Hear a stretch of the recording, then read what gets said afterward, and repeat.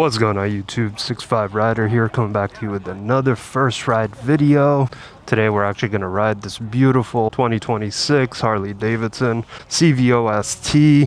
Look at this beautiful color. It kind of looks like a Road Glide RR. It's freaking beautiful, man. Love this thing. I remember riding the first one when it first came out.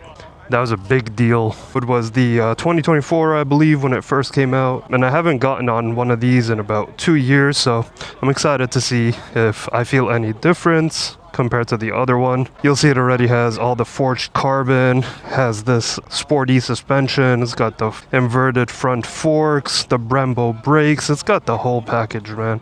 It's got this beautiful red windshield. All right, let's get on it, man. This bike is sitting at... As it's built right here, it's sitting at $49,499, which is insane. All right, we're gonna start off in road mode because I typically don't like to start off in rain mode. You got some nice storage here. You got a little USB-C port over here where you can charge your phone and plug it in for Apple CarPlay. Got these beautiful adjustable front forks. This bike is built for racing, man. You got this vent over here that's adjustable. Let's see. Got this massive air intake with a 121 engine, which is crazy. The one thing that always surprises me about this bike is how small these floorboards are. Mini floorboards, if you will. And just for knowledge, this bike does not come with a passenger seat. We're in first gear right now. It's got this beautiful like riser set up with the bars. We like it. We like it so far, boys. That dude knocked down the cone. Let's go, baby. Let's do it. Oh man, it's so nimble for a bagger. It's funny coming from, the last bike I test rode right before this was the Road Glide Limited. And coming from the Road Glide Limited to this is like a night and day difference in terms of the weight, in terms of the nimbleness. This one is just so much easier already, I can tell, bro. Even for a bagger, it's just super nimble. Wonder how much it weighs. I like these little air vents. And this air deflector right here. It's beautiful. I love the riser setup with the bars. I'd still probably get some like thrashing bars on this because they just look good. I thought it was a 128 or 131 motor. It's a 121, right? I thought it was bigger than that. Oh, okay. $1,000. I thought they were like a 135. I know. You can spend $100 and get the RR. Oh, I thought this was the RR. No, this is the CVO ST. Oh, okay. Yeah. It just, they made it look like it.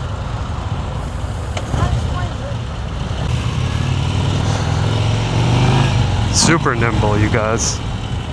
Super nimble so far. I like it a lot. Listen, I haven't been back on a bagger for a while since I sold my Road Glide, but this is a whole different setup, man. It's like a sport bagger, which is cool. All right, so starting from the top, let's start on the controls. You know, with typical Harley controls, your turn signals are on either sides of the handlebars, compared to like, our Japanese, German bikes, whatever, they're all on one side. Harley just chooses to do it on both sides. On the left side here, you got your cruise control, you got your menu button, your traction control button, as well as your high beams up here, and then your horn. And then the menu button basically allows you to control everything. Yeah, right here. You'll be able to control your music, your settings, your bike settings, and almost everything that you need to control directly from here. So you don't have to like reach for the screen. What's up, dude? Little Ducati.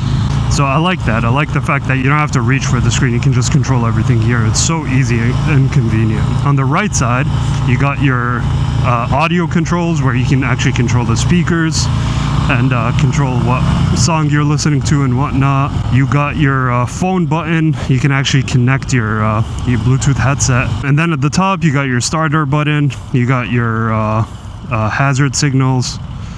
And then finally, you got your mode button here. The bike does come with 4 modes, I believe. You come with road, which is what we're on, sport, sport plus, and then track, and rain mode.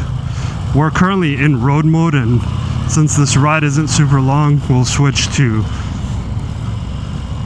sport mode here, and then we'll go to track and then track plus to see what the difference is. The suspension is comfy, you guys. It's pretty, you can tell it's like a sporty suspension, like a lot of work actually went to it. This is the closest like street legal bike that is not the CVO RR that you'll get to a one of the King of the Bagger bikes, in my opinion. This is like the street iteration of it that is $50,000 and not $100,000 like the CVO RR. So far so good. I like it. I like how bright the TFT display is. It looks beautiful. All the pixels on it are really nice. I actually feel less cramped on this bike than I did on the Limited, funny enough, and I think that's due to the seat. However, the stock seat, it's pretty hard, so it's kind of shameful because a guy like me, being a bigger guy at 6'5", 270 pounds, I will basically would have to change out the seat to a more extended seat. And the problem with that is that I'll lose my carbon cowl, which is such a shame, you know, because it's a beautiful piece of work and piece of art on the bike. Look at this, man, the torque. See how it like jumps up? Yeah, just like that, man. It's beautiful. It's definitely not like touring focused compared to the Limited, but not to say that you can't tour on it per se, but it's mainly meant for like, you know, take it on the track, to be honest, you know, ride out with your buddies on the weekend, do a couple 100 miles, but nothing more than that, because it's just not built for that. The wind protection is honestly not bad at all. I'm getting some wind in my helmet, which is a welcome feeling, especially here in the Florida heat, but it's not buffeting, if you know what I mean. Like, I'm not getting that vibration in my helmet whatsoever. It's just like clean wind, if you will. Ah, come on, why are we slowing down like this, man? I'm gonna take that I'm gonna take that turn nicely. Let's go.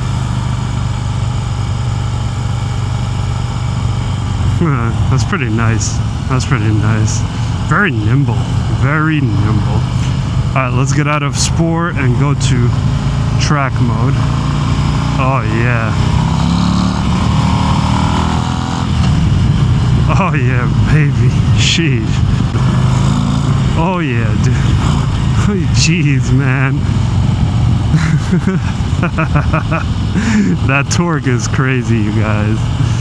I don't notice much differences from the original CVO ST back in 2024, although I do feel like this is somehow more refined, and I'm not sure what it is. I feel more comfortable on this than I did, you know, on that old one. I don't know if they worked some kinks out or anything like that. I mean, they've had 2 years of some additional research and development, so I'm sure they've made some improvements to it. We have a stretch of road coming up where we're going to try out the track plus mode.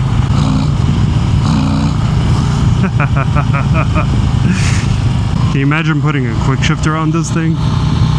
That would be ridiculous, wouldn't it? I definitely would need the bars up a little higher, dude. I need this to be like a 10-incher where I can sit up here like this. That would be more comfortable for a guy like me. But for your typical, you know, average guy, 5'8", 5'9", 5'10", I think you'd be really comfortable with this bike.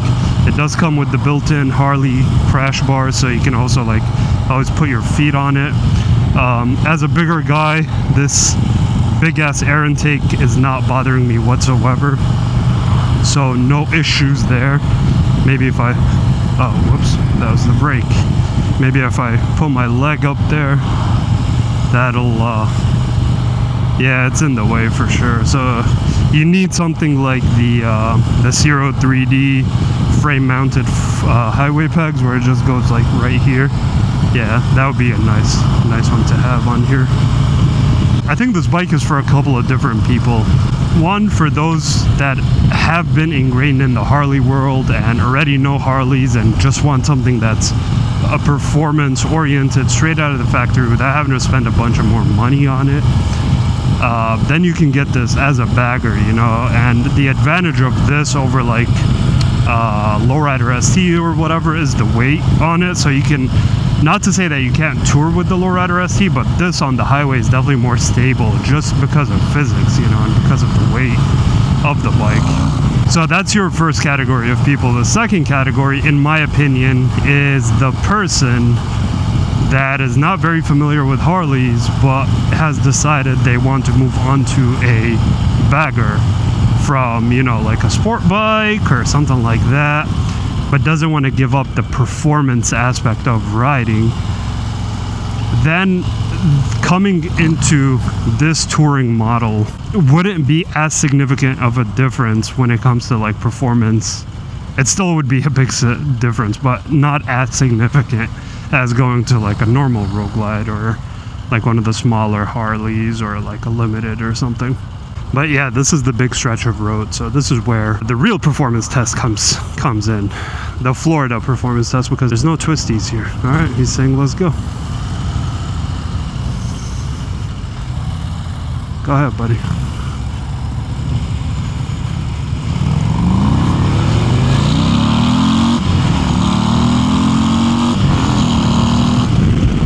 Holy moly. I mean, I take back my statement, like coming from a sport bike, this will not fulfill your needs, but it does it for a bagger and for a big touring bike, you know what I mean? It definitely puts a smile on my face, I can tell you that for sure. Now that we're going a little faster, the wind is definitely hitting harder, but I'm still not getting buffeting, which is the important part. And this little vent helps distribute the wind. So do these little ones right here. What a joy to be on this bike, you guys. Let's test out the cruise control here, going at 60 miles an hour. Cruise control, the bars, they're a little vibey, but they're generally stable, I would say. Yeah, man, this is one of those bikes where like you're ripping down the highway, baby, listening to some freaking music, you know, just chilling. All right, let's get it. Hell yeah, dude. Yeah, that's pretty cool. That's pretty fun, not gonna lie.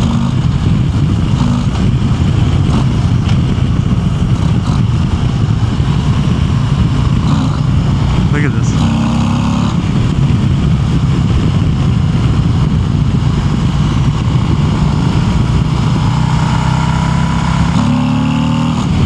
Hell yeah, dude. Good brakes and Brembo's being put to work. And also the front suspension is inverted forks, you guys. That's a whole new thing for Harleys. They have not had that before on bikes. Started off with the Pan Americas and then it moved on to the touring line, as well as the I believe the Lowrider STs have them, the inverted forks maybe. But yeah, you guys, like, my thoughts. Look at that, dude. The way it pushes you is crazy. Can you imagine throwing a cam on this? A cam with the 121? Oh my god, that's all you need. You don't need anything else. Just a performance camera, a nice like long pipe. Oh my god, yes sir. Yes sir, yes sir. Beautiful, beautiful. This is a joy, I'm not gonna lie, you guys. After being on this bike for, you know, the past 10 minutes or so, 10-15 minutes, this bike is a joy, and I am truly enjoying it. And I would buy one if it wasn't $50,000, because I don't have $50,000 to spend on a motorcycle. But maybe in a few years they'll put the 121 engine on a normal Road Glide or a Road Glide ST or something, and it'll be priced somewhere around 31, 32, and then I could make sense to actually get it. But if I were to buy another touring motorcycle, it would be something like this with a 121. Let's just keep it at that. It's not going to happen anytime soon, maybe in the next 2 years or so. If Harley decides to come up with a 121 on a regular bagger and non-CVO bagger, then yeah, I would definitely do it. Let me know, you guys, your thoughts, what you guys think about the Road Glide CVO ST. I have my name down to ride the Street Glide CVO ST, which is brand new for this year, right after this, and I am really curious to see how they compare. I know with the Street Glide, you know, it has the fork-mounted fairing, but they do have a new set of bars on them. So I'm really curious to see how that feels.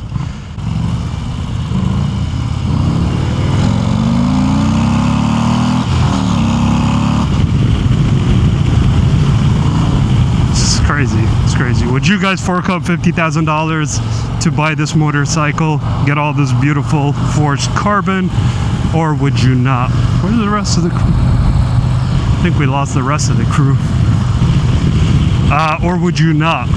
Would you just get a regular Road Glide instead? Let me know your thoughts in the comments below. I'm super curious to hear your thoughts. Here's one interesting feature. It came up, it said EITMS is active, and I think what that is I believe that it shuts off one of the cylinders, because you can see even the vibrations are a little higher to keep the bike cooled down. Also, it does have hill hold assist. If you hold down the brake lever, you see, look at this, it doesn't move at all, which is beautiful. I love that feature. I love it on my Pan America, and it's so helpful because you can be sitting at a traffic light like this on neutral and not worry about it all. I had this feature on my 2020 Road Glide, but it only worked on first gear, which doesn't make sense to me. And then to disengage it, you just, put it on first gear and then you just go.